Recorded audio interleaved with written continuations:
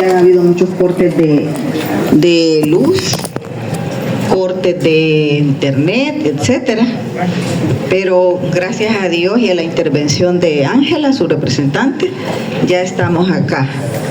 Y luego que no podía subir porque no había ascensor. Entonces, si un día no hay ascensor, yo no puedo subir, y si me quedo aquí arriba tampoco puedo bajar, aquí duermo. Bueno, entonces vamos a empezar la clase de esta tarde, que es la última. ¿Sí? Gracias.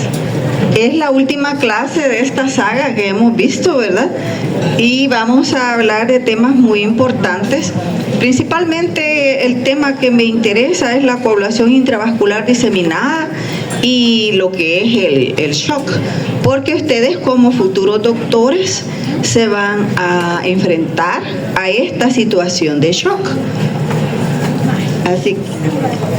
Así que antes que nada tienen que saber cómo es los valores normales, y esto es importantísimo porque ya sea en una coagulación intravascular diseminada, ya sea en un shock, ya sea en un dengue, estos valores son importantes para ustedes como futuros doctores. Las plaquetas o la trombocitopenia, la plaquetopenia es cuando tenemos 150,000 o menos. Ya cuando tenemos menos de 20,000, básicamente eso es la muerte, porque las personas pueden sangrar, ya sea del cerebro, pueden sangrar de los intestinos, de cualquier parte del cuerpo.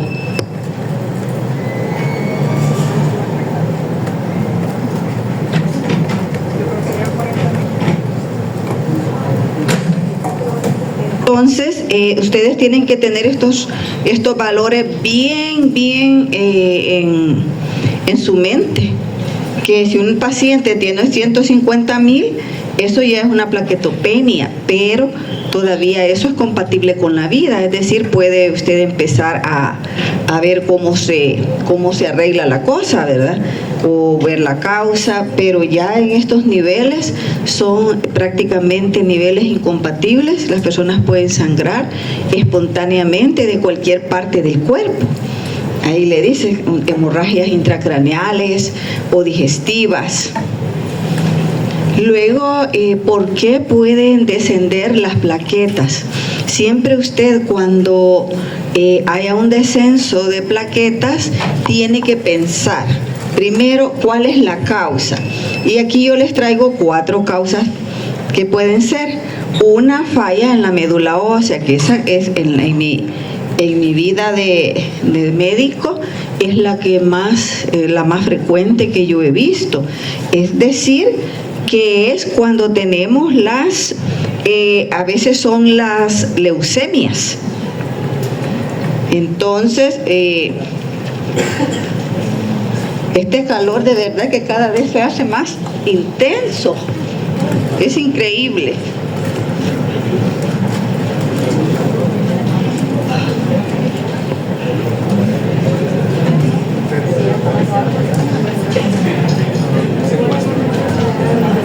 Pues tenemos entonces que hay diferentes causas. Una de ellas es la principal, que es la disminución de la producción de lo que son los elementos formes de la sangre, de lo que son las plaquetas, y eso recuerden que se da en la médula ósea. Y esto es por situaciones como enfermedades, como lo que son las leucemias, como se los decía antes. Luego, algunas veces que son aplasias, déficit de vitamina B12, folatos. Entonces, a las personas que tienen esto, usted tiene que hacerles un frotis de sangre periférica, o sea, profundizar un poco más y darle algún tratamiento de acuerdo a cómo esté el hemograma también. La causa número 2 puede ser un aumento de la destrucción. Esto se da por causas inmunológicas, por ejemplo, la púrpura trombocitopénica idiopática o no inmunológica. Luego tenemos los secuestros. Esto se da cuando hay hiperesplenismo, es decir, empieza el vaso los macrófagos que habitan en el vaso a fagocitar estas plaquetas, porque muy probablemente puedan tener algún problema forme, algún problema. Pero pongan su teléfono en celular, en vibrador, que yo también, porque tanta era la carrera que no podía subir que he olvidado detalles. Pero sí, a mí no me gusta que me interrumpan. Entonces, tenemos ahí, y otra de las causas menos frecuentes, las diluciones, que son por transfusiones masivas de glóbulos rojos sin la adecuada reposición de las plaquetas. Ahora vamos a hablar de este término de coagulación intravascular diseminada. Quiero que ustedes sepan qué es esto. Yo no sé qué tanto ya habrán aprendido en las asignaturas anteriores, pero mi objetivo ahora es que ustedes lo conozcan, porque este término es importante ya que está asociado a diferentes enfermedades. Dentro de ellas, la que vamos a ver en esta clase, que es el shock, principalmente el shock séptico. Sin embargo, no solo está asociado al shock séptico, sino que también está asociado, por ejemplo, a quemaduras de tercer grado y con mucho porcentaje de compromiso del cuerpo. De tal manera que la coagulación intravascular diseminada, o CID, esto lo van a ver mucho en medicina interna. Aquí mi obligación es enseñarles lo fisiopatológico, es decir, por qué y cómo se dan las cosas.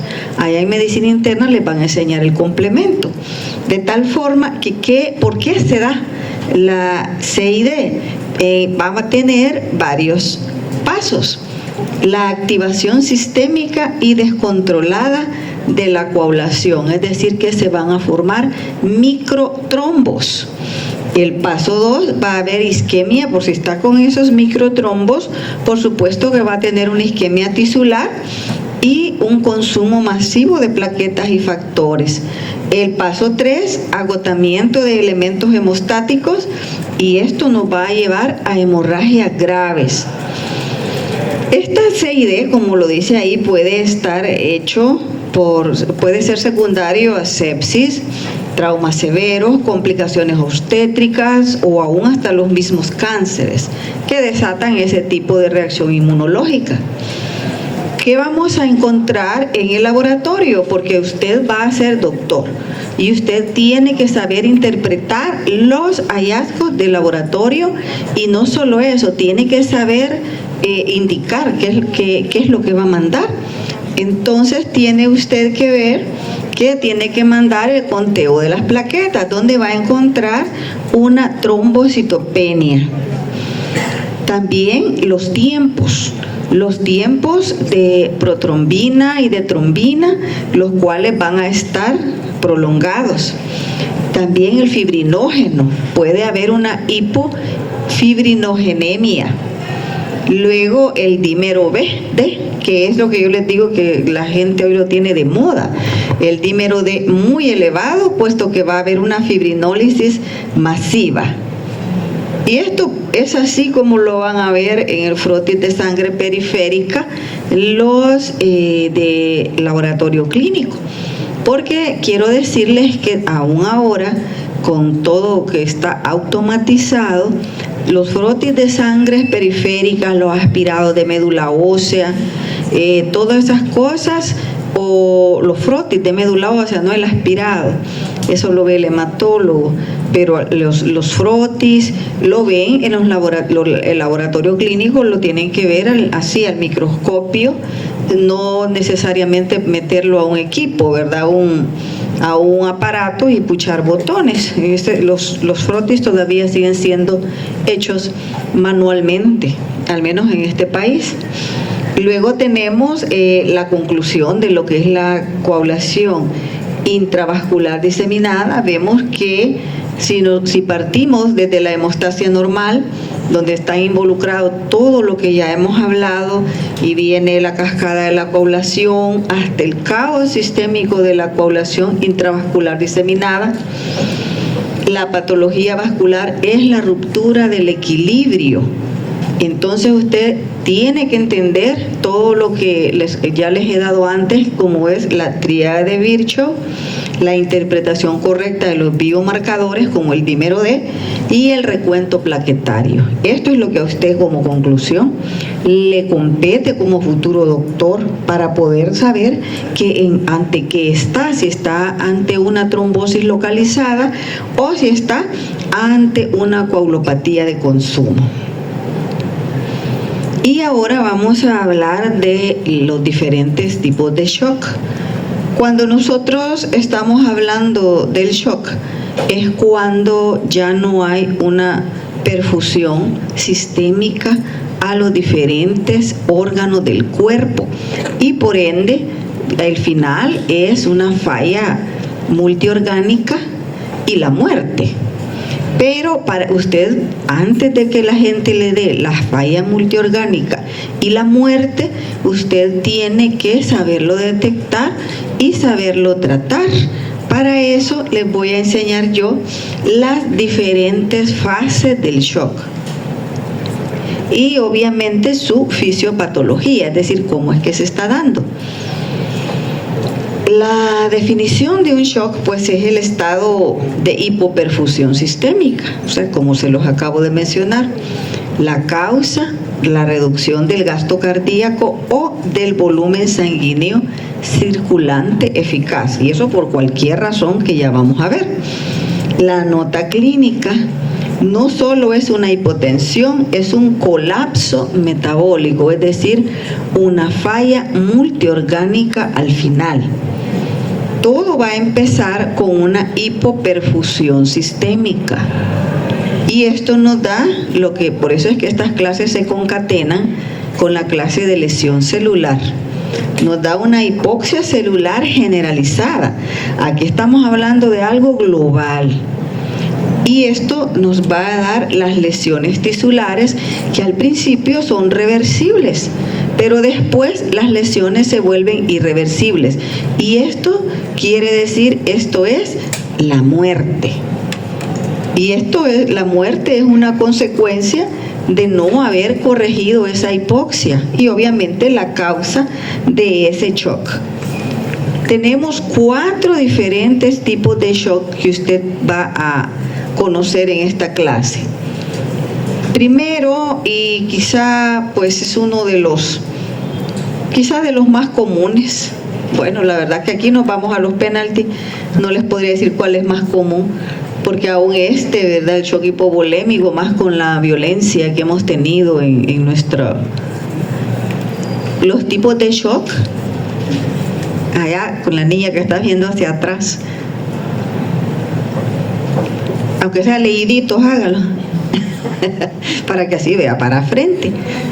Entonces aquí tenemos, no les puedo decir cuál es el shock más frecuente, porque por ejemplo si usted está ante situaciones de guerra, situaciones de personas de mucha violencia, el shock hipovolémico es una de las causas importantes, puesto que la gente se puede desangrar.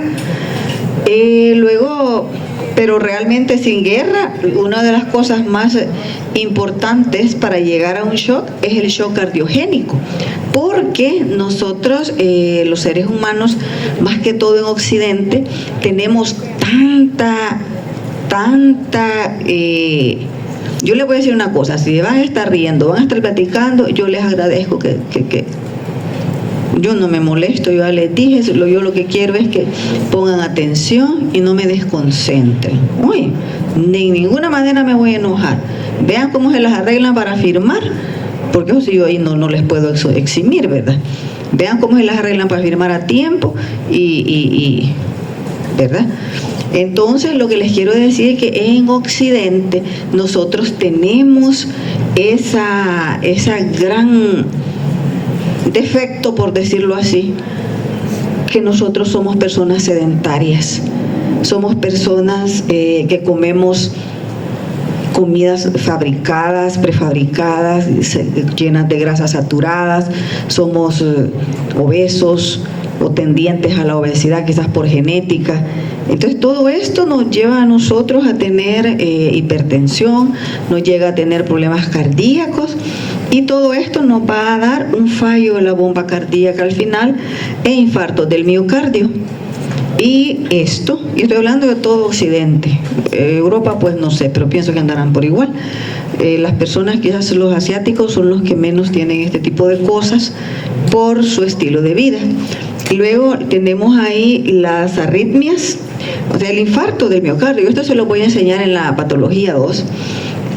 Cuando la persona sobrevive del infarto puede quedar con arritmias o simplemente tener arritmias de por sí mismo.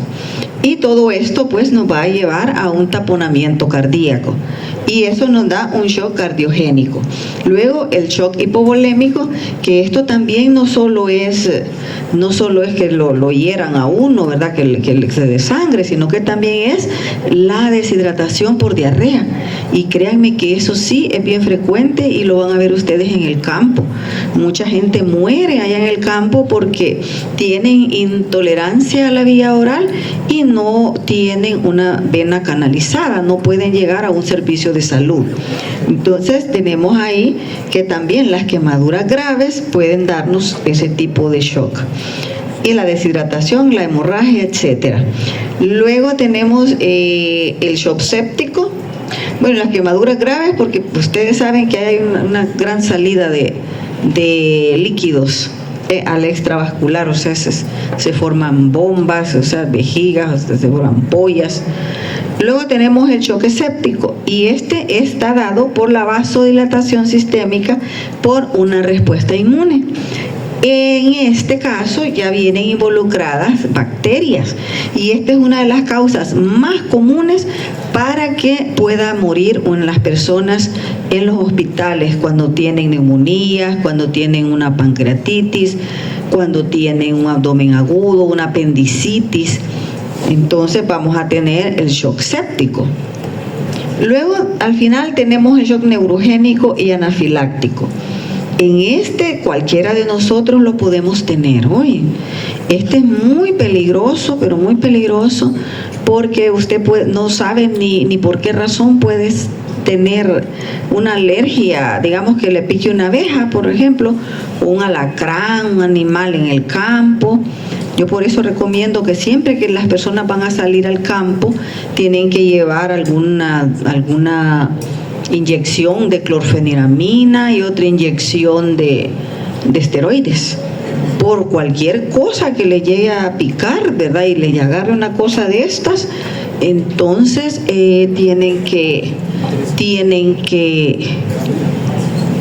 ustedes que ver cómo lo hacen, porque por ejemplo las picaduras de las abejas son muy asociadas porque dan este proceso alérgico, anafiláctico. Luego tenemos el cambio metabólico.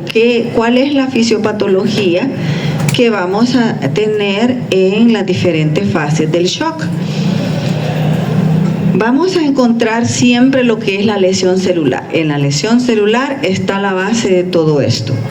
Al principio, porque tiene diferentes fases el shock, entonces en la primera fase vamos a tener aún un metabolismo aerobio y vamos a tener que todavía hay disposición del oxígeno, se puede dar el ciclo de Krebs, la energía todavía es eficiente, pero después pasa a la siguiente fase y vamos a encontrar que ya por todo lo que hemos hablado puede darnos una hipoxia. Y la célula entra al ciclo anaerobio. Recuerden que cuando es algo anaerobio, vamos a tener una disminución del adenosintrifosfato y vamos a tener una disminución de lo que es el pH y aumento de la deshidrogenasa láctica, que son cosas que ustedes ya los deben de manejar de la clase de la lesión celular. Entonces se da la gluconeogénesis y todo esto porque empieza el cuerpo a sacar energía de donde no hay, ¿verdad? Entonces se da el aumento de la producción del ácido láctico. Y es entonces que ustedes, para saber cómo está la persona en ese estado sospechoso de shock, tiene usted que ver qué examen le va a dejar. De tal manera que tiene que básicamente buscar lo que son los niveles de lactato. Y ahí tenemos cuáles son los niveles normales y cuando ya está en un estado de shock, que es a mayor de 4 milimoles por litro. Y eso indica gravedad severa y una alta mortalidad.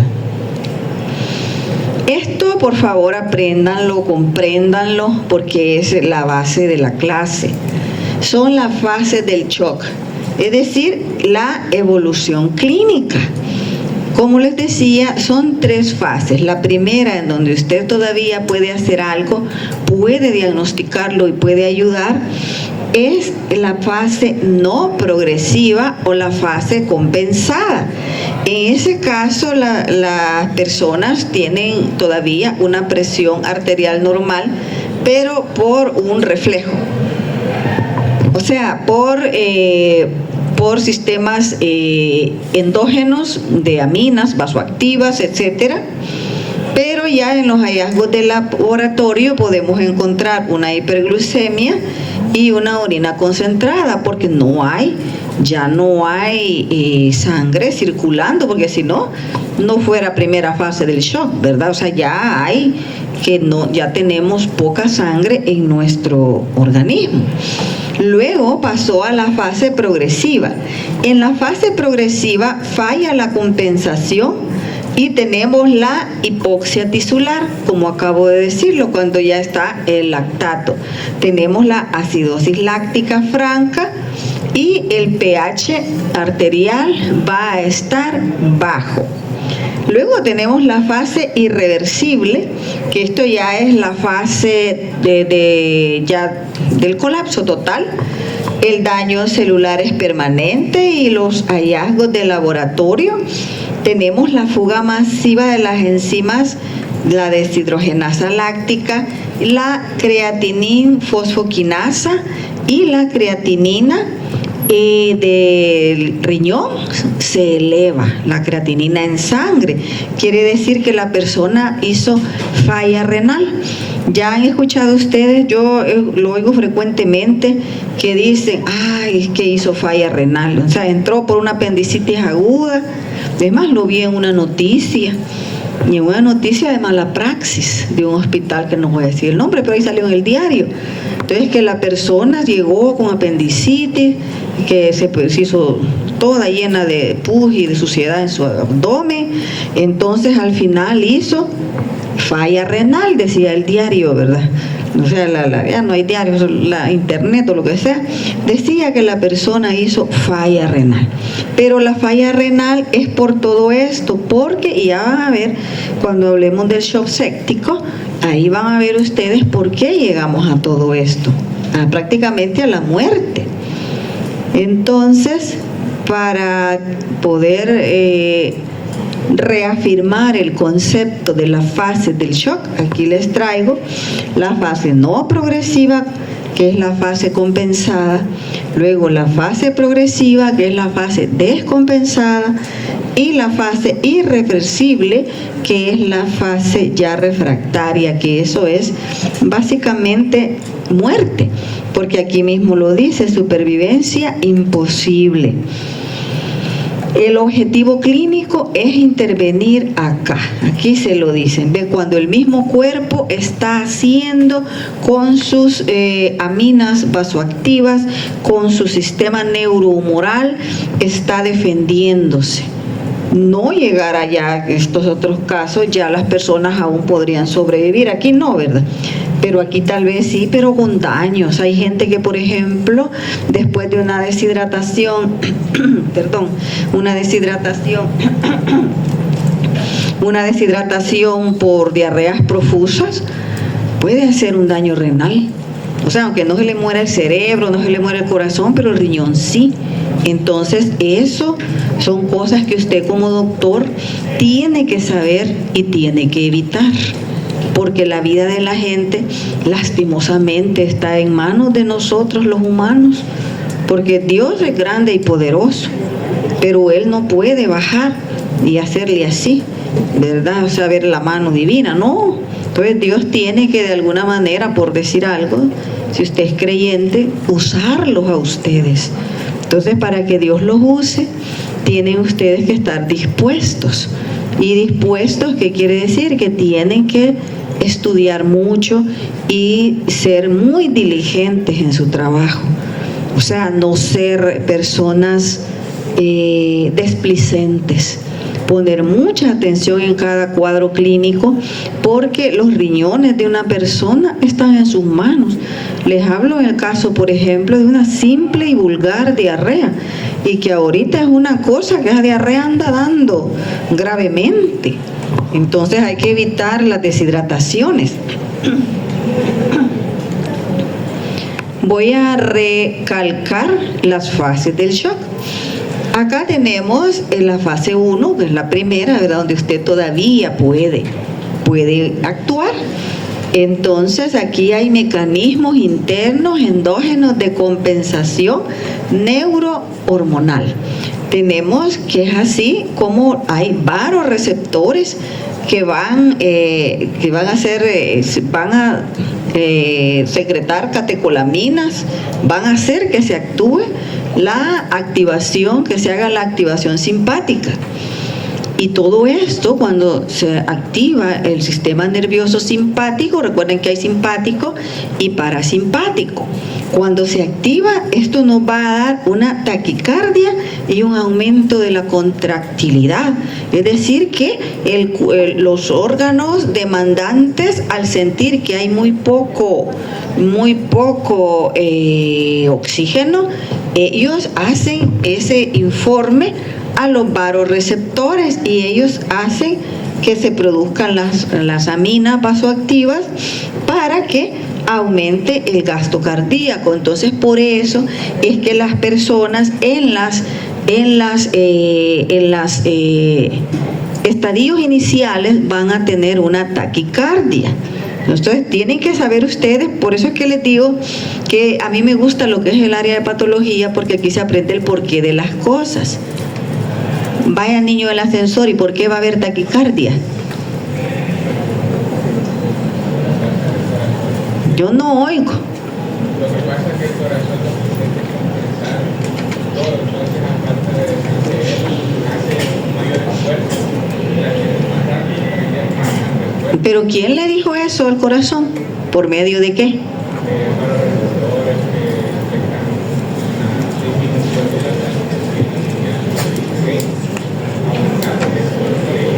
Va, el niño tiene la capacidad de por un oído oír y por el otro también platicar, ¿verdad? Entonces, qué bueno, esa capacidad no es tan común. Pero bueno, qué bueno.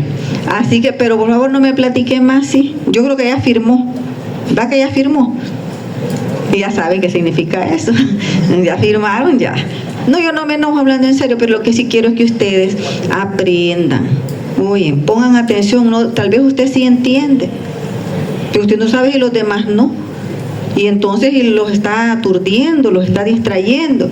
Entonces no me distraigan a mí, por favor, porque a mí se me olvida todo, ya les dije. Desde la juventud, yo si algo pasaba, a mí se me olvidaba todo y que quedó en blanco. Entonces, vaya, vamos, como dijo el joven, que con los varoreceptores, por ya la hipoxia, la isquemia, entonces los tejidos mandaron esa información y se secretan las aminas vasoactivas. Luego, ¿qué hace el riñón? Recuerden que el riñón actúa también junto con el corazón. El riñón actúa para mantener las presiones arteriales, porque aquí lo que está haciendo es que hay una disminución de la presión arterial. Entonces, ¿qué es lo que hace el riñón? Activa el eje renina, angiotensina, aldosterona. Entonces, esto lo que nos va a dar es la retención del sodio y el agua, como les dije. Y esto asimismo va a causar vasoconstricción O sea que no solo retiene, sino que vasoconstriñe. Entonces esto puede llegarnos a dar un daño más grande a esta situación. Pero es aquí donde el doctor puede intervenir, que todavía no hay un daño grave. Y en este pongan atención.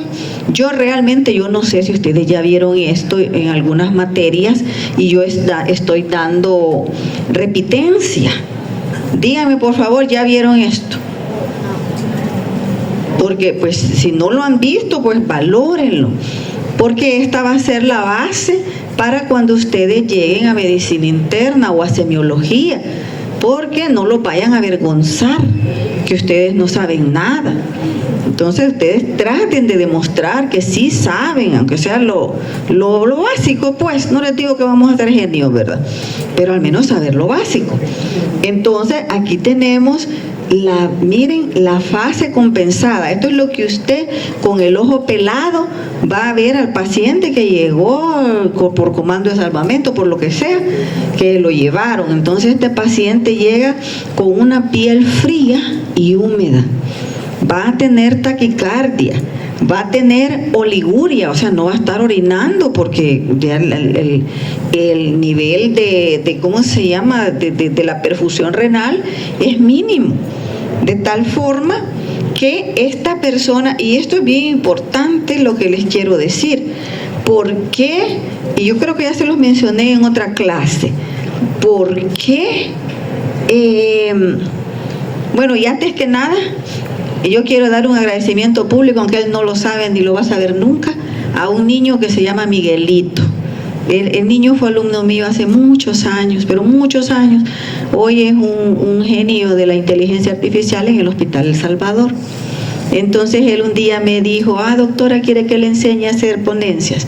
Ay, Miguelito, como que no, le dije yo, ¿verdad? Entonces gracias a Miguelito y al esfuerzo que yo puse, por supuesto, para poderles mejorar sus contenidos. Oye, así que yo un día le voy a decir a Miguelito, y Miguelito es a Miguelito porque era así, miren. Era tan chiquito y me sentaba ahí. Yo me acuerdo de casi, no digo de todos, pero de casi todos ustedes, oye. Y agradezco mucho cuando ustedes se acuerdan de mí cuando uno ya está viejito, pues, porque imagínense cuando Miguelito tenía 25, 22 años quizás. Entonces, y ahora él ya es un hombre de 40 y algo. Bueno, entonces ahora este muñequito, lo que yo quiero decirles es algo. La piel, y que ya se lo dije antes, la piel es un órgano, un sistema periférico que no es de mucha utilidad.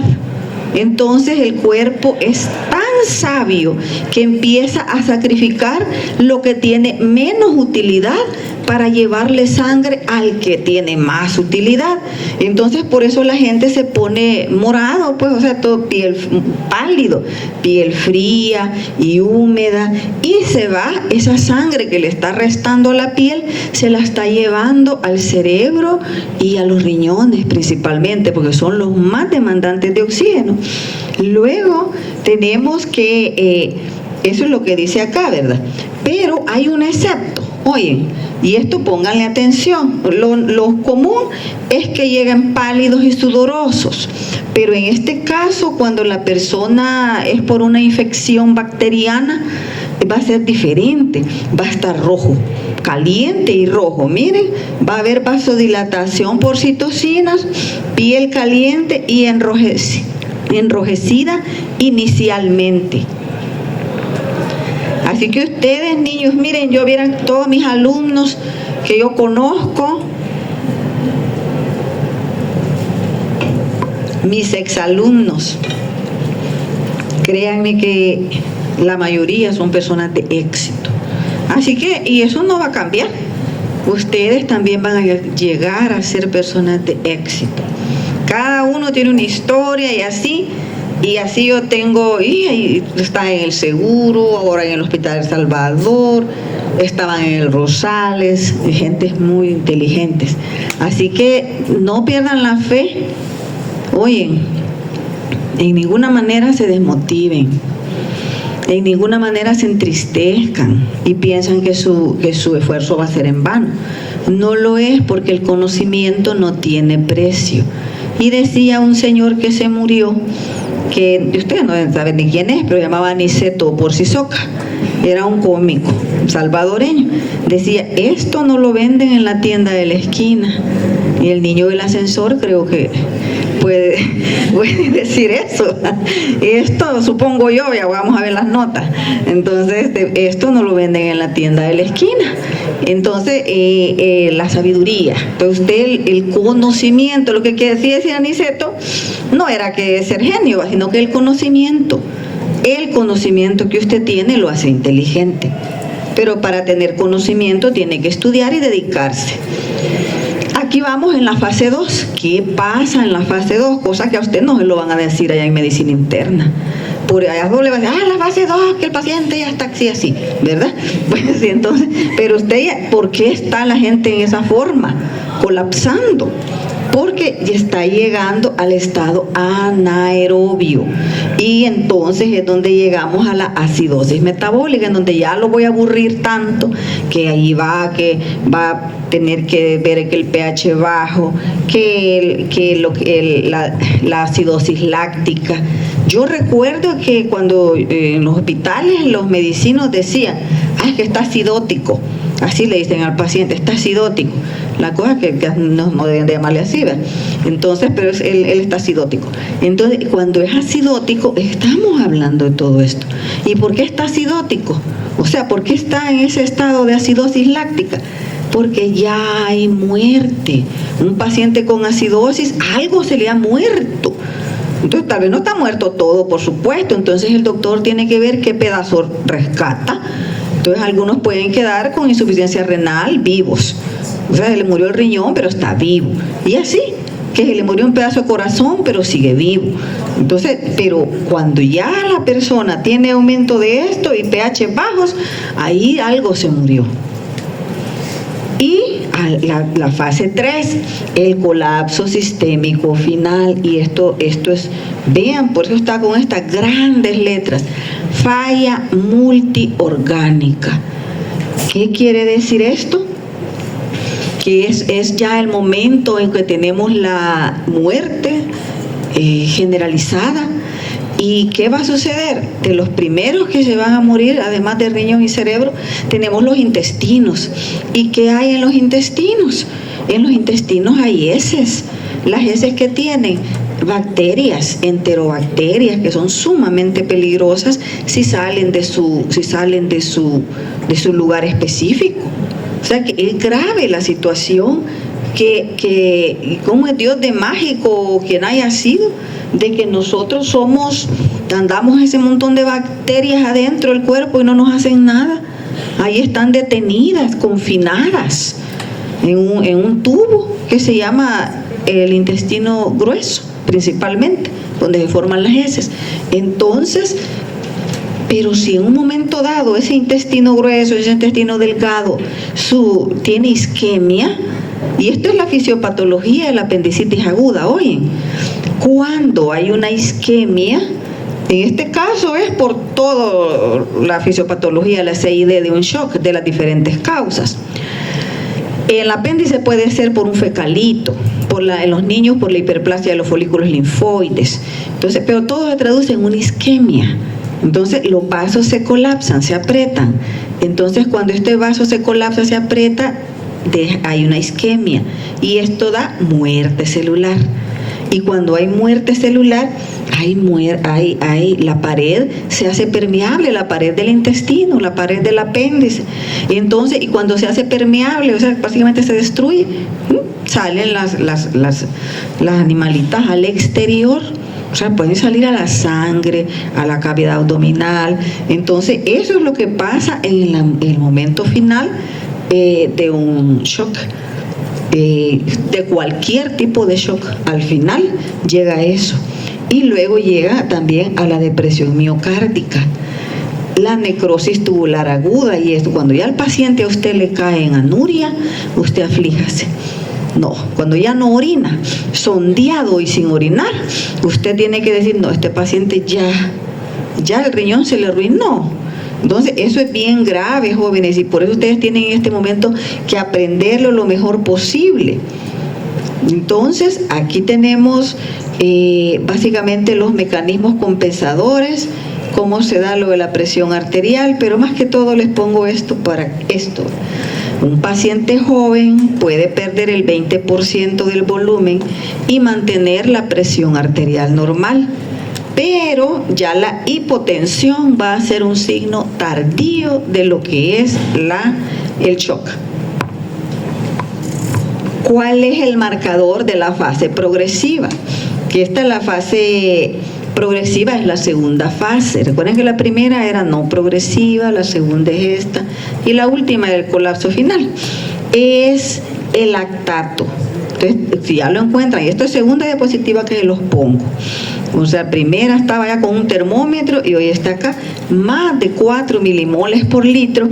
Eso quiere decir que ya tenemos una muerte celular.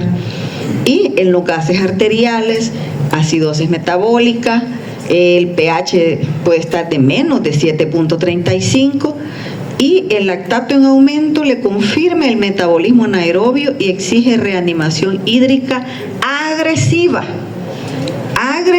para ver qué puede salvar. ¿Entienden eso? Usted tiene que... Entonces, aquí tenemos nuevamente, dele un codazo a él.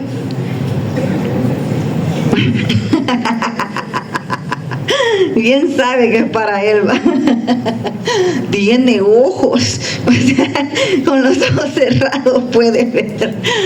Perdón, pero es para que no se me duerma, por favor. Si lo veo dormido, le puedo también a mandar a compañero y compañera que les haga así, ¿verdad? Es un favor. Es que yo entiendo que aunque ustedes estén rebosantes de la juventud, son humanos y se cansan.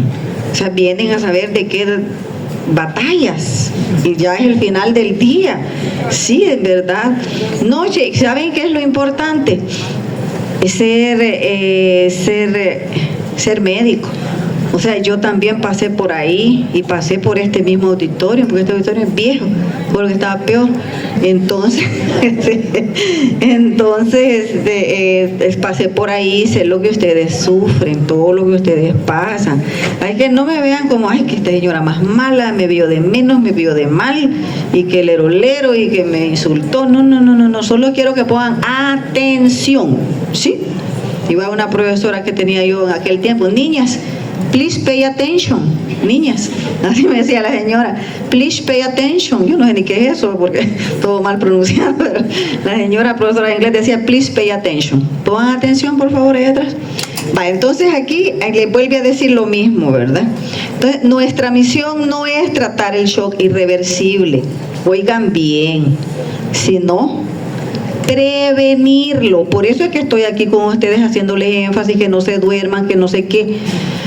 Porque de tanto oír, porque tal vez esta es la primera vez que ven lo del shock, pero ya después lo van a ver en quinto año, lo van a ver en sexto año, en el internado. Entonces, de tanto oír, se les tiene que quedar. Entonces, tienen que prevenirlo. Ahora, ¿cuáles son los órganos más importantes que el doctor debe cuidar en un shock? La necrosis tubular aguda, que esto fíjense que hasta hoy le puse bastante atención porque la gente cae en oliguria y anuria, y que si es que las células muertas de los túbulos renales, acuérdense de las nefronas y todo aquello, ¿verdad? Esas células hacen como un tapón, allí dice obstrucción tubular por células muertas. Entonces, imagínense usted, allá le van a decir, el shock hay oliguria. ¿Y por qué? Hay una obstrucción tubular porque miren, las células, como hay necrosis, ¿verdad? Isquemia, las células pierden su forma y hasta se destraban todas y hacen un tapón. Entonces el paciente va a tener oliguria, la creatinina va en ascenso, el nitrógeno urénico en sangre también se eleva, va a haber cilindros granulosos como café sucio. Luego en el pulmón, eso es riñón, luego en el pulmón se forman membranas hialinas. Hay una hipoxemia refractaria, puede haber un pulmón de choque. y las complicaciones sistémicas que todo esto nos va a llevar a la muerte. Tenemos el hígado de choque, vean ustedes, o sea que este hígado no solo por guaro ni por medicina, ¿verdad?, sino que también el shock le puede afectar. Vamos a tener la necrosis ni por insuficiencia cardíaca. Recuerden que el hígado, pobrecito, le dan por el guaro, le dan por la medicina, le dan por los virus, le dan por el corazón insuficiente y ahora le da el shock también. Entonces se da la necrosis centrolobular y obviamente el examen de sangre va a ser siempre el mismo, las transaminasas, para saber cómo están. Luego vamos a tener esto, que este es en la fase final, se da el síndrome de Waterhouse-Friderichsen. Saben que este animal es una Neisseria. Este animal tiene la capacidad de hacer en la glándula suprarrenal una necrosis hemorrágica. Ya es característico de él que va y ataca ahí y hace eso. Por eso dice la hemorragia suprarrenal. Y recuerden que las glándulas suprarrenales son extremadamente importantes para nosotros. Ahí en fisiología tienen que recordárselo. Entonces la persona va a caer en hiponatremia, hiperpotasemia, hipoglucemia, etcétera. Y tendremos pues lo que ya les dije, ¿verdad?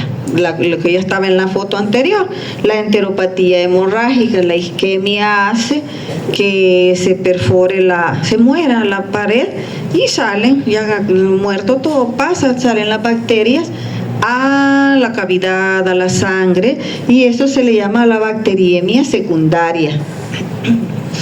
Así tenemos que el resumen del panel diagnóstico crítico del shock va a ser esto.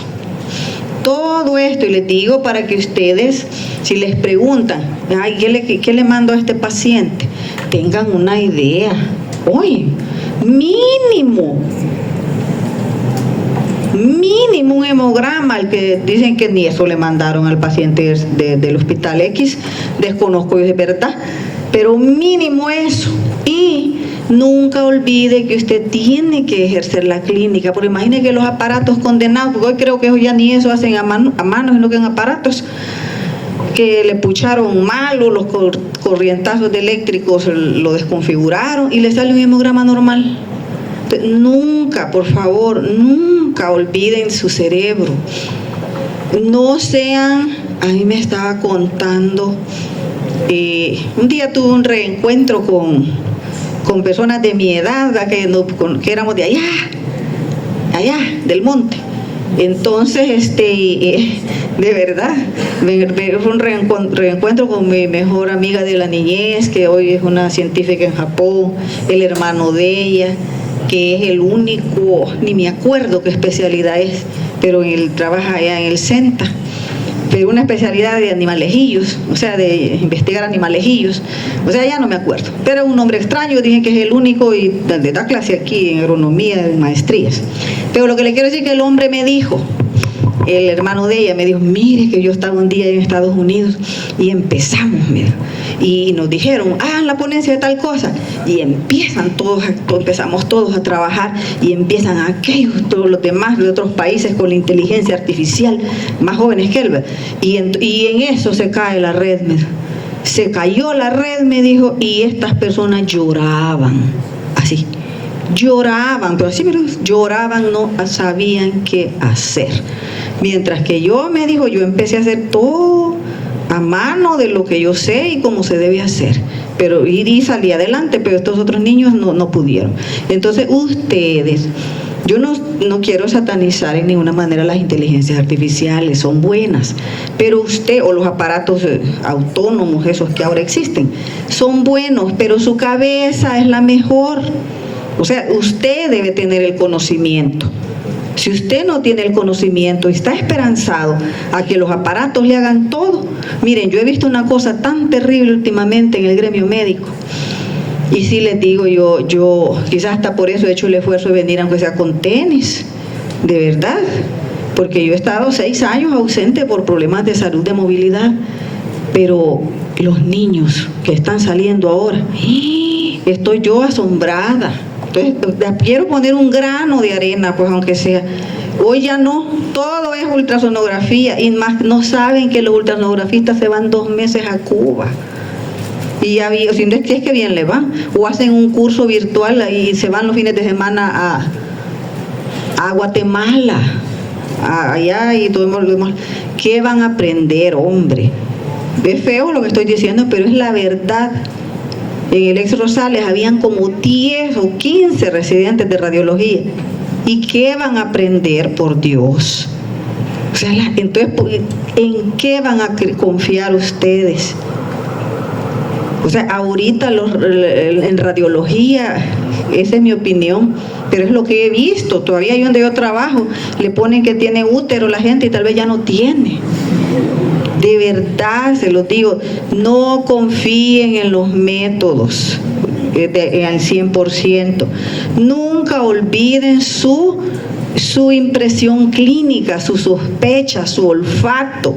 Pero hoy no, tac, resonancia, y los volados a veces salen con unas tonteras tan grandes porque el aparato tira los... Pero quien los lee hasta ahora, hasta el momento de ahora, no sé, ya dentro de poco la inteligencia artificial lo va a leer porque hay muchos desempleados, vamos a ver. Entonces, pero en este momento creo que el que lee las tiras que lanza es un radiólogo. Y usted soñando que el radiólogo le va a ayudar. Entonces tenga al menos una sospecha clínica y un deseo de averiguar, pues, al menos no sea inocente. O sea, sospeche otra cosa, analice, ¿verdad? Porque puede haber fallos, pero su cabeza, con lo que aprendió, no creo que falle del todo, solo que pues sí, a veces uno puede estar desvelado, o poscrápula, cosas así, ¿verdad? Entonces podría ser, pero hay que tratar de no tener eso. Entonces tenemos aquí las cosas que usted tiene que saber.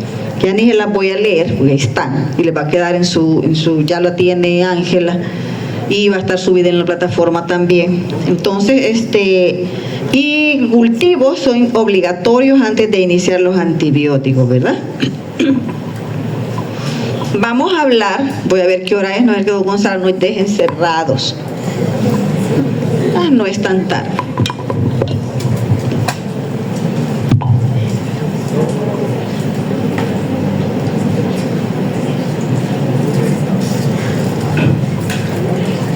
Otra cosa, niños, beban agua. Beban agua. Hoy está serio, las insuficiencias renales están hasta en jóvenes y ustedes lo saben. Entonces no anden bebiendo solo gaseosas, jugos y cosas así, ¿verdad? Sino que beban agua, más con estos vapores. Vaya, entonces ahora vamos a hablar específicamente de que es el shock séptico. Les digo porque esto hasta una apendicitis lo va a llevar ahí. Entonces el shock séptico anda como una nube sobre todos nosotros. Un shock séptico le puede dar hasta que usted le atragantó la espina de un pescado en la garganta y nadie se la sacó. Entonces le hace la gran pelota, puja allá y le va para el cerebro y para todas partes. O sea, un shock séptico puede ser cualquier cosa. Una apendicitis, una espina de pescado, cualquier cosa que tenga que ver con una infección bacteriana. Entonces tenemos ahí que el shock séptico es una respuesta inmunitaria del huésped y es una respuesta desregulada frente a una infección, conduciendo a una disfunción orgánica mortal. Y vamos a ver que las bacterias gram positivas son las más frecuentes, pero no solo ellas. En segundo lugar van las gram negativas y por último van los hongos. ¿Qué tipo de necrosis producen los hongos? ¿Quién dijo? Ay, niño, lo felicito. Sí, ya estoy como cuando en Sodoma y Gomorra. ¿Cuántos? No sé, aunque sea uno, ¿sabe? Que lo felicitó hoy.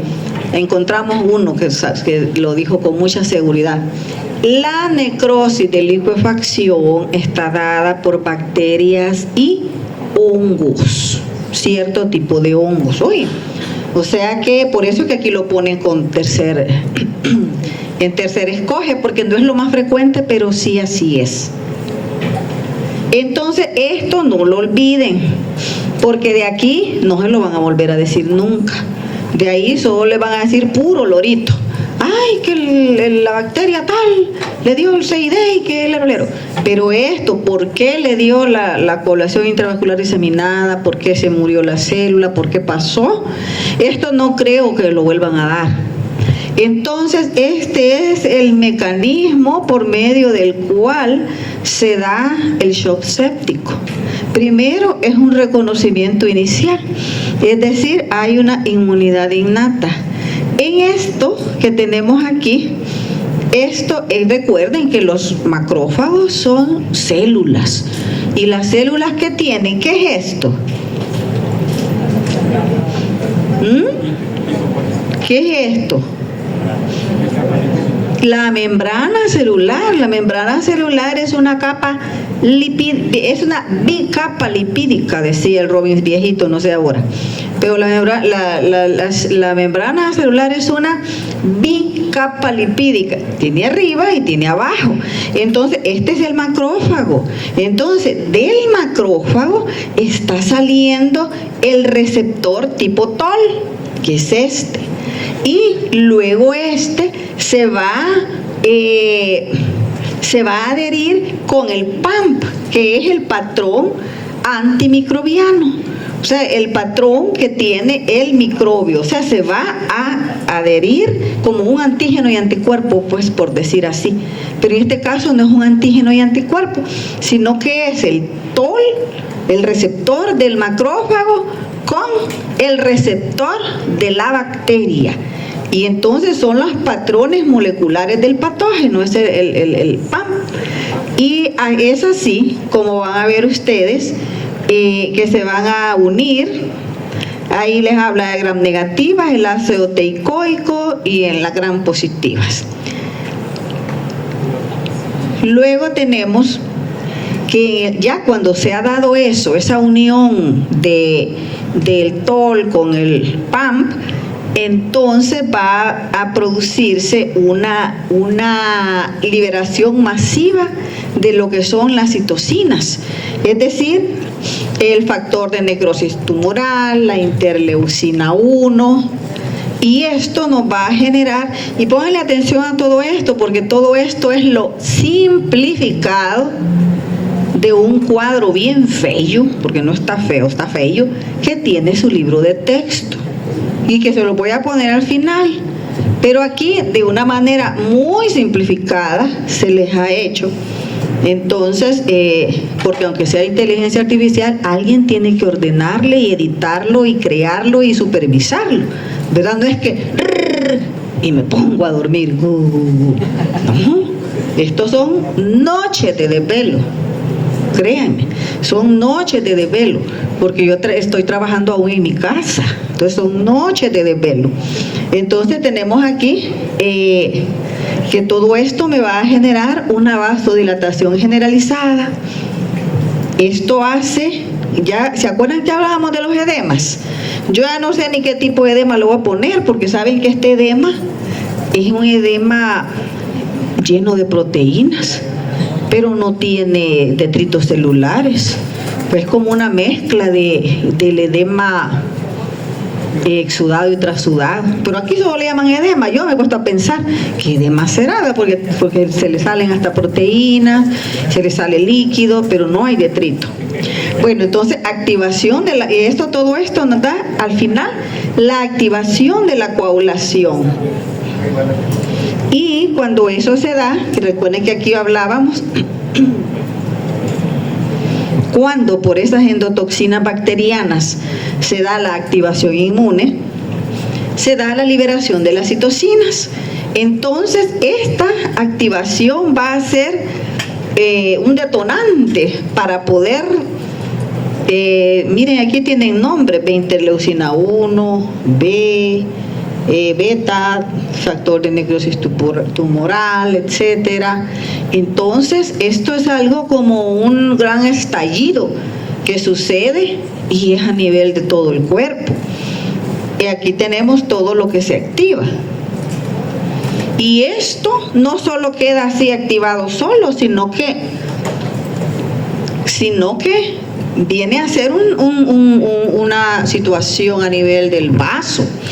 Lo relaja, ¿saben? O sea, el vaso, por eso es que la gente al final cae en una gran hipotensión, porque todo este montón de inventos que salen, esto viene, ataca el endotelio, siente un zancudo, y entonces va a activar las células endoteliales, altera su función normal, y todo esto va a preparar el colapso. Miren, preparó el colapso del vaso. Entonces tenemos que va a haber una vasodilatación arterial e hipotensión. ¿Por qué se da la hipotensión? Se da la liberación de óxido nítrico y esto relaja la pared de la arteria, la vasodilata. Entonces eso hace una hipotensión arterial sistémica refractaria. O sea que esto es bien complicado tratarlo. Y no solo eso, o sea que aquí pasa de todo. Se dilata, se afloja, se rompe, toda cosa sucede. Entonces miren, aquí se aflojó la pared del vaso, perdió su integridad y luego se da aquí la fuga de líquido, como les decía, rico en proteínas hacia el espacio intersticial. Y las consecuencias, las personas se empiezan a hinchar, hay un edema generalizado, es decir, una nasarca, va a haber una hipovolemia efectiva. Pongan atención en esto, que en muñequito lo van a entender mejor. Vean ustedes cómo se va a dar un desequilibrio de la proteína C y la trombomodulina, que es un anticoagulante normal de la célula endotelial, disminuye.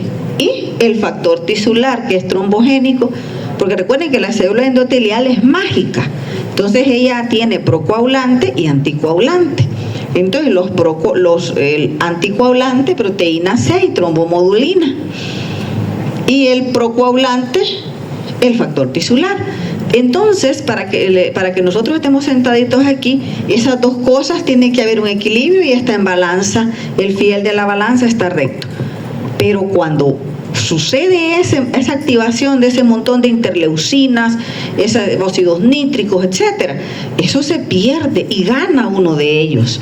Gana el factor tisular, el factor trombogénico. Y es ahí en donde viene la formación de los trombos y la isquemia total de los tejidos y la falla multiorgánica, ¿sí? Todo empezó porque esa bacteria fue a arruinar, fue a activar a la célula endotelial, activar ese montón de interleucinas, el óxido nítrico y todo ese montón de cosas que ahí dice. Entonces el shock séptico altera el fenotipo del endotelio, o sea, el endotelio era bueno. Acuérdense que era procoagulante y anticoagulante normal, o sea que no había equilibrio. Pero lo alteró convirtiéndolo en una superficie promotora de coágulos, por eso pasó a pesar más el factor tisular. Aumenta el factor tisular y activa la vía extrínseca, que tuvimos eso en las clases anteriores. Los factores anticoagulantes se van a disminuir, como la trombomodulina, la proteína C. Y nos viene a dar al final lo que ya el colapso total con la coagulación intravascular diseminada. Entonces, esto nos va a dar la formación sistémica de microtrombos en los lechos capilares, aquí los puede ver, y la isquemia, el bloqueo del flujo sanguíneo a los tejidos, la hemorragia, o hay un consumo masivo de plaquetas, y de los factores de coagulación. Y no solo eso, también se va a dar hasta esto, una crisis metabólica donde se da la resistencia a la insulina. Por eso es que el médico no solo va a tratar la presión arterial, el shock, la infección, sino que también tiene que ver el asunto de la glucosa. Esto ya es bien específico, ¿verdad? Usted solo tiene que saberlo, que también tiene que ver con el manejo de la insulina. Y recuerden que de allá de las glándulas suprarrenales viene y se producen muchas sustancias como el cortisol, y como la glándula suprarrenal en el síndrome de Friedreich ya hasta había muerto, ¿verdad? Tenía necrosis. Y vemos otra vez la muy celulita que ustedes ya vieron varias veces, al punto de llegar que la hipoperfusión tisular más trombosis y más la situación, afectación microvascular, hay una falta de oxígeno, se va a cambiar a metabolismo, o sea, las células cambian del metabolismo aerobio a anaerobio, o sea, el ciclo de Krebs ya no existe, o sea, ya se hace por medio de lo que es la otra vía, la gluconeogénesis. Hay una glucólisis anaerobia, resultando en la acumulación de ácido láctico y caída del pH. O sea que esta es la aplicación clínica de lo que estudiaron ustedes en lesión celular. Bueno, y para terminar de arruinar las cosas, sucede una inmunosupresión secundaria. Por eso es que estas personas, si es que sobreviven, pueden morirse ya por una infección sobreagregada, porque después de todo esto viene la inmunosupresión secundaria. ¿Qué es eso? Que tras esa hiperinflamación inicial, el cuerpo inicia una fase de contrarregulación. O sea que el mismo cuerpo hace que ya no pueda haber inflamación, como una regulación interna. Y entonces viene y le cae ahí un hongo, o le cae una subacteria a otra nosocomial, ahí se puede complicar.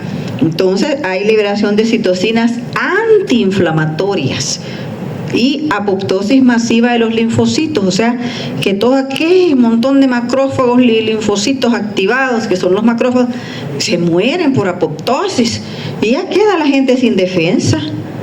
O sea, eso es un riesgo que podemos tener en un paciente con shock, y todo eso usted lo tiene que saber. Así usted prevenir que esta gente no esté en lugares contaminados, que no tenga visitas de gente enferma, cosas así, porque estamos en un proceso de una contrarregulación interna y eso nadie lo va a evitar. O sea, eso es del cuerpo mismo. Lo que tiene que hacer es ver cómo usted disminuye que esta persona contacte con factores de riesgo. Luego tenemos el síndrome de la disfunción multiorgánica. Este síndrome, que es el final de ya el final del shock séptico, va a tener en el cerebro la encefalopatía séptica, por eso la gente entra en coma o en delirios. El corazón, una depresión miocárdica, los riñones con su necrosis tubular aguda, ya no orina. Los pulmones con el síndrome de estrés respiratorio agudo, en daño capilar, y la mortalidad es del 20 al 30%, y si queda vivo queda arruinado de bastantes partes. Entonces, ¿cuál es el abordaje que usted va a hacer? Abordaje terapéutico, fisiopatológico de este caso. Primero, los líquidos intravenosos. Claro, si es uno que llega desangrado, usted pues tiene que ponerle sangre, ¿verdad? Y, o sea, no solo líquidos y no agua va a andar en la persona ahí, en todo el cuerpo. Entonces, dependiendo de cada caso, pero líquidos intravenosos, eso es importantísimo para reponer y combatir la hipovolemia. Los vasopresores para contrarrestar la vasodilatación, el control glucémico para corregir la resistencia a la insulina, antibióticos para eliminar el estímulo inicial de los PAMPs que ya vimos. Entonces, yo por eso acá les estoy diciendo a ustedes solo nombres. Ya en medicina interna le van a decir qué medicina tienen que ponerle a cada cosa, pero al menos usted ya lleva la base. Y al menos los cuatro cosas que usted tiene que saber para un manejo básico de un shock séptico. Estamos hablando del shock séptico hoy. El resumen de la cascada séptica. de todo lo que hemos hablado. Primero viene la infección, porque todo tuvo un origen.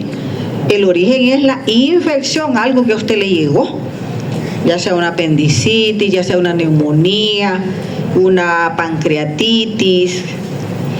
Luego viene una inflamación sistémica, daño endotelial, la coagulación intravascular diseminada, por lo que hablábamos, con su vasodilatación, y al final la falla orgánica.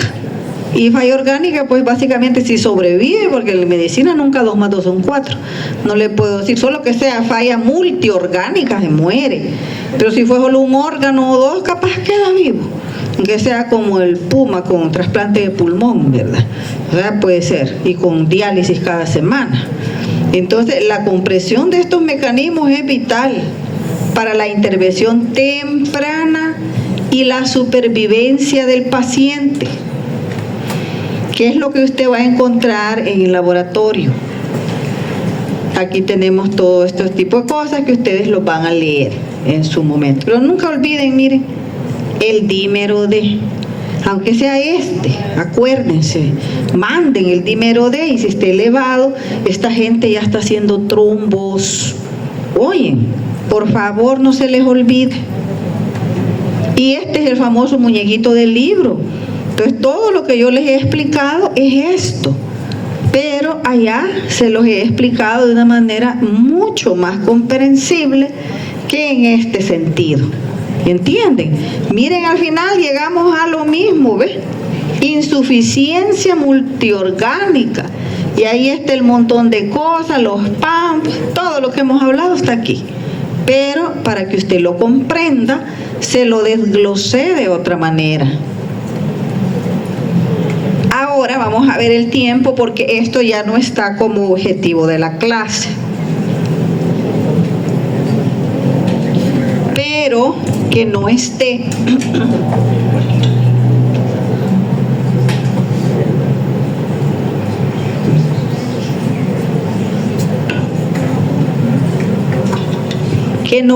como objetivo de la clase, no quiere decir que usted va a ser ignorante y que yo voy a dejar de enseñárselo. Entonces,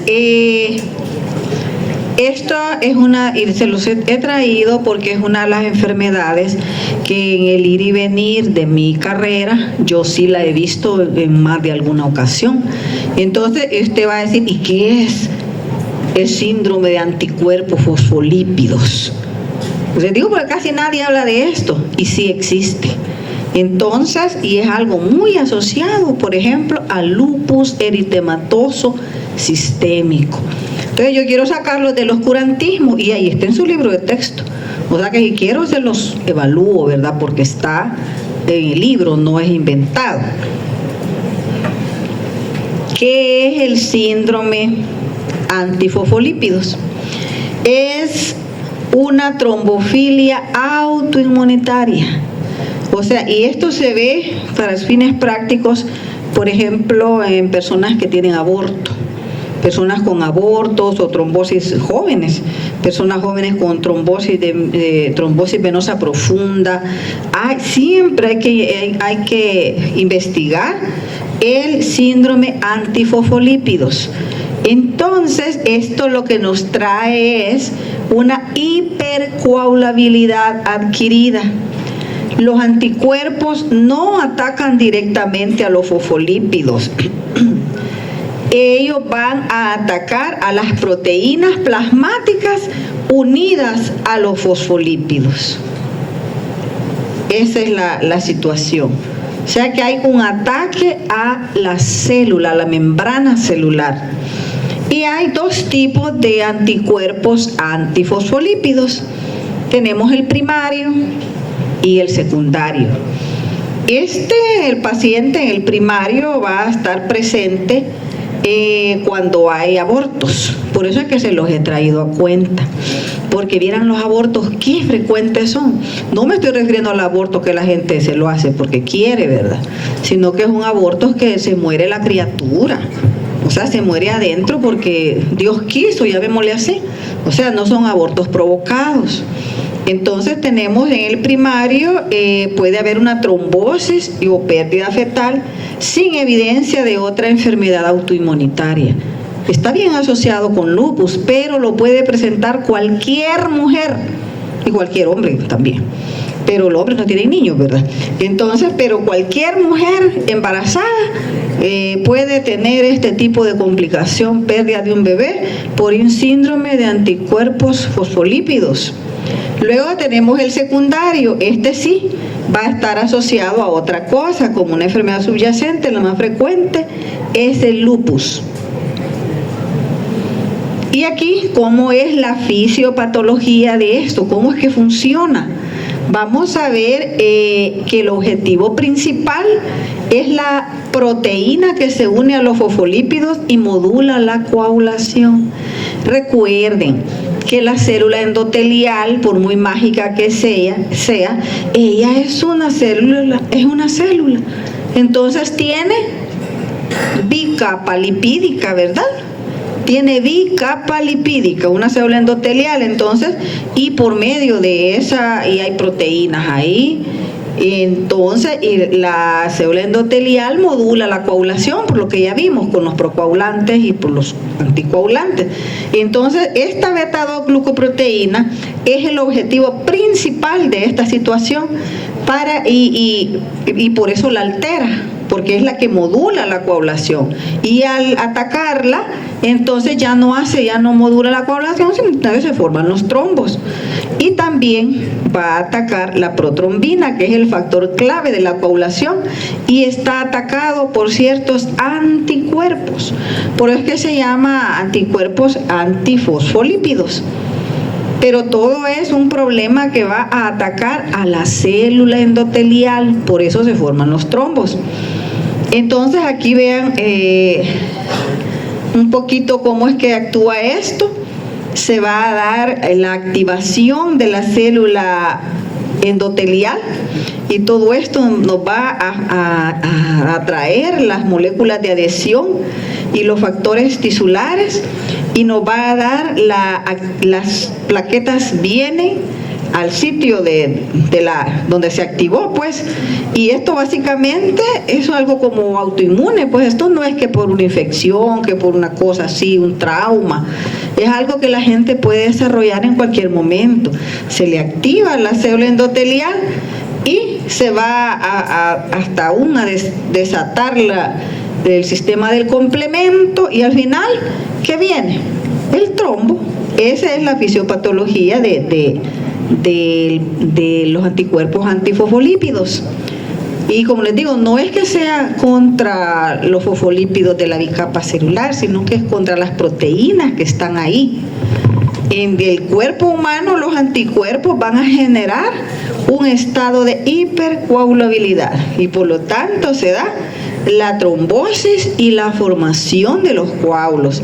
Y es ahí como puede haber trombosis venosa profunda, puede morir hasta de un trombo en silla de montar, allá en la arteria pulmonar, que ya lo vimos en trastornos hemodinámicos de las anteriores clases. Y la paradoja, un fenómeno in vitro en el laboratorio. Aquí vamos a ver cómo podemos tener los tiempos. El tiempo de tromboplastina parcial puede estar prolongado, y esto también se le denomina anticoagulante lúpico, que en los pacientes causa trombosis.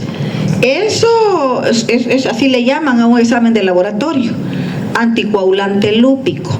Entonces, para que usted no entre en ignorancia cuando oiga, esta paciente tiene el anticoagulante lúpico positivo, lo tiene negativo, entonces ya sabe a qué están buscando. Se están buscando los tiempos de tromboplastina y todo esto para descartar lo que es este síndrome. ¿Cuáles van a ser las manifestaciones clínicas del síndrome de antifosfolípidos?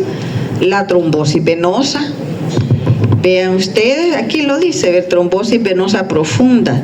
Y aquí pueden ustedes hasta practicar con este muñeco todo lo que es la circulación mayor y la circulación menor, y cómo un trombo de aquí se va para el pulmón.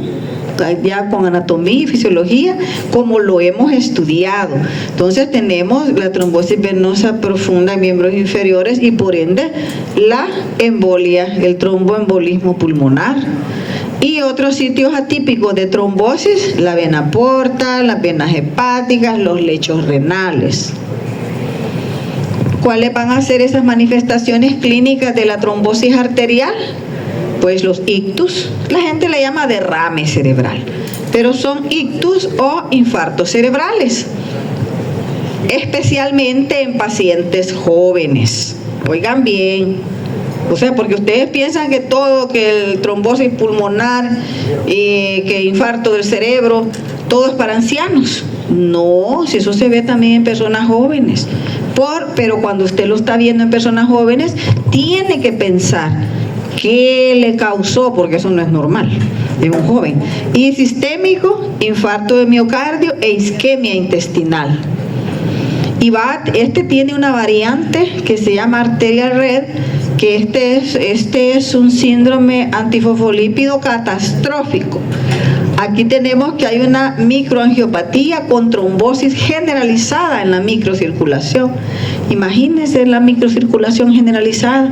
Si la microcirculación es aquello, es lo último que irriga nuestros órganos. Entonces da una falla multiorgánica rápida y tiene una alta tasa de mortalidad. Vean, está muy asociado con la mortalidad obstétrica y la pérdida fetal.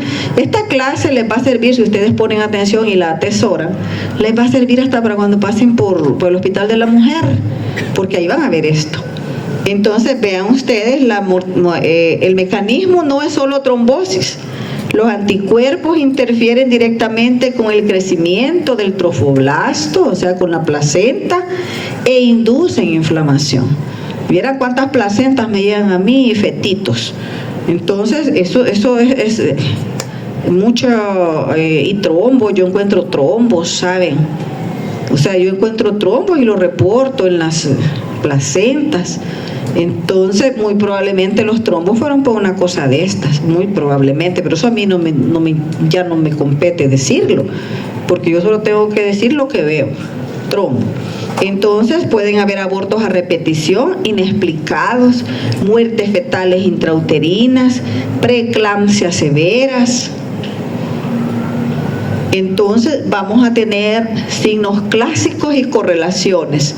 Como está asociado con lupus, podemos tener la endocarditis de Lehmann-Sachs, que esa es la asociada a lupus eritematoso sistémico, donde hay vegetaciones estériles en las válvulas cardíacas. Eso en la pato 2 se lo voy a enseñar en cardiovascular, si es que tengo el privilegio de estar aquí y dar ese tema. Y también en algunos casos pueden haber falsos positivos, como el caso de sífilis. Puede haber una reacción cruzada de los anticuerpos anticardiolipina con el antígeno de la prueba BDRL. Entonces son cosas que hay que tener en consideración. Su libro de texto también habla, hasta aquí llegamos con el síndrome de los anticuerpos antifosfolípidos. Su libro de texto también habla de esta enfermedad, pero yo realmente no la he visto casi nunca. Así que yo no la quise quitar, porque ya que ya lo tenía yo preparado, dije yo, más de algún joven lo va a leer, aunque sea por curiosidad. Así que van a encontrar esta parte en su clase, es la parte final, pero no la voy a desarrollar porque yo pues no creo que sea algo muy frecuente, ¿entienden? Pero aquel que quiera, en la clase va a quedar, aquel que quiera estudiarlo, pues con mucho gusto, pues por eso se los dejé, porque yo dije, más de alguno va a querer leerlo, porque está en el libro de texto. Sin embargo, si quieren que se los desarrolle, se los desarrollo. Todavía hay tiempo, don Gonzalo no nos está encerrando, son las 5:25, y como quizás ni lo van a leer, entonces mejor se lo voy a, que sean carretas, se los voy a dar. Miren, yo de realmente, la verdad yo no soy medicina, por lo tanto puede ser que sí exista y ustedes lo vean, pero yo no lo he visto. La trombocitopenia inducida por heparina. Vean ustedes, en este caso van a ver que va a haber un síndrome procoagulante adquirido e inmunomediado. O sea, lo que tienen que ver es que hay tantas enfermedades inmunológicas, pues, no solo está la artritis, el lupus, hay muchas otras. Puede también ser esto pues una complicación iatrogénica letal, y vamos a ver qué ocurre tras el inicio de la terapia, es decir, que la gente que le están dando heparina no fraccionada, o sea que por eso puede ser una complicación iatrogénica. Bueno, al menos que le quede de mensaje que al usar la heparina pues puede haber alguna complicación por ahí. Entonces, en esto vamos a tener que va a haber una trombocitopenia, las plaquetas van a estar bajas, va a haber una trombosis masiva, y esta es una contradicción anatomoclínica mortal, porque la causa de muerte no es la hemorragia, y de todas maneras se va a morir. Entonces, pues va a haber una trombosis por el problema de la heparina. ¿Cómo es que inicia todo eso? Va a haber una atracción electroestática. Tenemos acá la heparina, va primero una activación basal, se libera el factor plaquetario 4 y el fármaco. La heparina posee carga electronegativa alta y se van a unir. La unión física fuerte, heparina y el factor plaquetario 4. O sea que es algo bien como hasta de cargas electromagnéticas. Entonces se va a formar el neoantígeno. Allá tenemos el neoantígeno. ¿Qué es lo que nos va a dar esto? Se va a alterar la estructura tridimensional del factor plaquetario 4. Y entonces se da un engaño inmunológico, para que vean que el cuerpo es pero tan impredecible y tan complejo, que pueden hasta haber cuestiones que lo engañan, así como pasa con el Chagas, ¿verdad? Con la fiebre reumática, que hay engaños inmunológicos. El sistema deja de reconocer al PF4 como propio. Entonces, imagínense que empieza a atacarlo. Nace un nuevo antígeno, y este factor plaquetario 4 era normal, pero esa electrounión con la heparina que le pusieron a la gente, eso por eso puede ser iatrogénico, eso le causó este tipo de cosas. Entonces tenemos al final una respuesta humoral.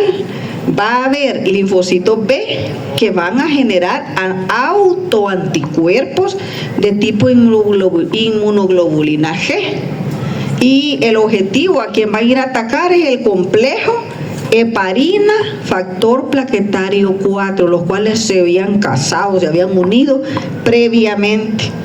Entonces se da la formación de un complejo inmune multimolecular circulante. ¿Se imagínense? Un complejo inmune multimolecular circulante en todo el cuerpo. La verdad, el médico es un ser que yo cuando me pongo a pensar, Dios mío, digo, Padre, si es que se nos dan a nosotros la capacidad de salvar y la capacidad de matar. Se los digo de verdad. Y aún como patóloga, yo tengo la capacidad de hacer un buen diagnóstico y la capacidad de equivocarme. Y se dan esas cosas. O sea, nadie está exento, solo el que no trabaja, el que está dormido en una cama, ese no se equivoca, porque está dormido. Entonces uno que hace algo se va a equivocar un día. Entonces usted tiene que saber el poder que usted tiene, aún por una simple heparina, todo lo que puede suceder, ¿verdad? Entonces tenemos acá que se va a dar una activación plaquetaria brutal, solo imagínense, una activación plaquetaria brutal, y yo digo que esto ha de suceder bastante en los hospitales, los padres ni saben, esa conclusión ni yo que no supe. Entonces tenemos ahí que se da esa activación plaquetaria brutal y se da el complejo, ahí está, miren cómo se está, acá se están uniendo los anticuerpos que el mismo cuerpo ha creado, el IgG, con el complejo heparina y el factor plaquetario 4 de la heparina que el doctor le puso. Entonces esto pues nos va a dar un entrecruzamiento de receptores y hay una activación celular masiva e inmediata. Y el daño colateral, el endotelio. Pongan atención, niños, yo sé que están cansados, pero un día tienen que saber qué pasó, o al menos sospecharlo. Entonces, el daño colateral, el endotelio. Va a haber entonces que estos anticuerpos se van a unir a la superficie endotelial. Ahí está, este es el endotelio. Miren, estos anticuerpos están uniéndose a la superficie, a la célula endotelial mágica, y ella va a perder sus propiedades antitrombóticas y por ende se forman trombos, ¿verdad? Entonces se da una superficie vascular procoagulante y la heparina es algo para diluir trombos, y al final por eso es un daño colateral. O sea, al final no diluye trombos, sino que se va a formar trombos, como una paradoja. ¿Por qué hay trombocitopenia en ese caso? Porque pueden encontrar eso en los exámenes de laboratorio. Porque vamos a ver de que el vaso va a identificar, como el vaso tiene muchos macrófagos, va a identificar a esas plaquetas que ya llevan inmunocomplemento y se las come. Ahí está, una fagocitosis esplénica, porque está encontrando plaquetas con esos antígenos. Entonces las reconoce como algo malo y los macrófagos la fagocitan. Entonces se da una destrucción plaquetaria acelerada. Por eso caemos en una trombocitopenia. Y en la resolución 2, porque hay trombosis. Porque en ese caso hay una tormenta de micropartículas, es decir, que se libera un montón de fosfolípidos de las membranas celulares.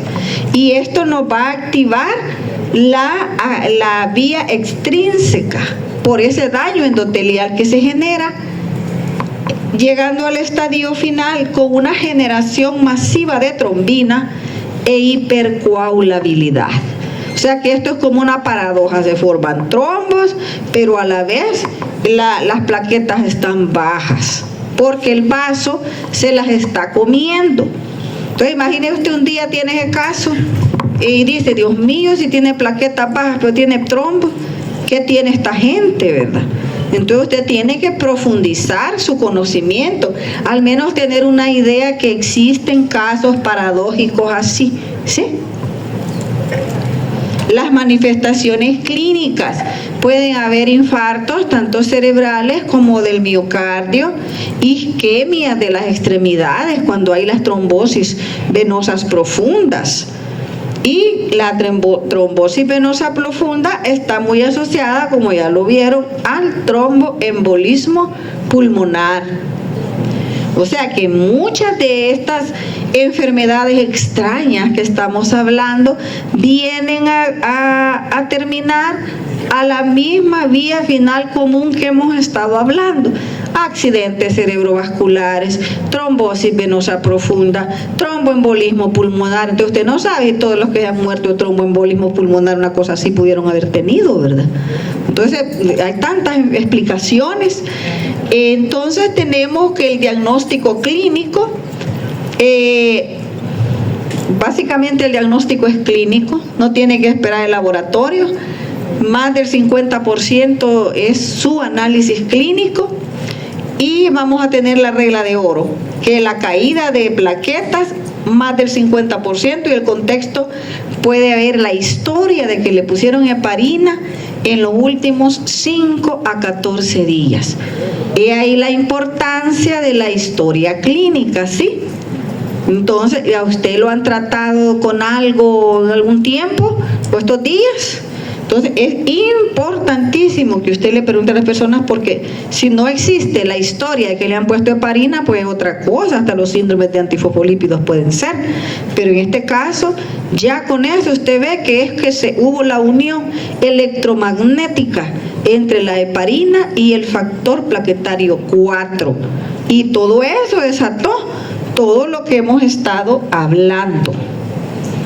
Entonces, ¿qué es lo que usted tiene que hacer?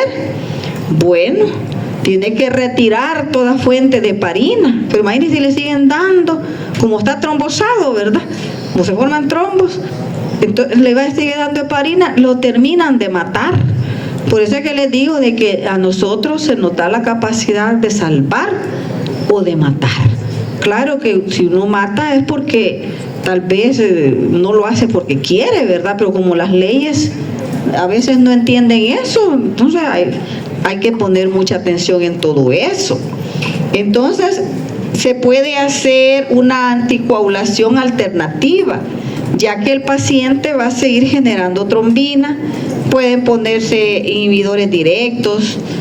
Yo no sé si aquí en el país habrán estas cosas, ya son cosas muy fumadas, ¿verdad? Pero al menos usted tiene que entender que le tiene que quitar la heparina. Al menos eso usted tiene que entenderlo.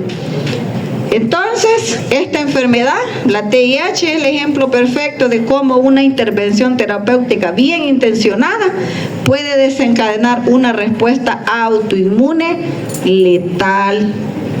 Entonces, ¿cuál es la responsabilidad indelegable? Vigilar siempre el hemograma en pacientes anticoagulados, porque ahí le va a decir cómo están las plaquetas. Bueno, niños, es el final de la clase y es el final de mi intervención en este ciclo. Los veo en los laboratorios y muchísimas gracias por la atención que me han prestado y que les vaya bien a su casa.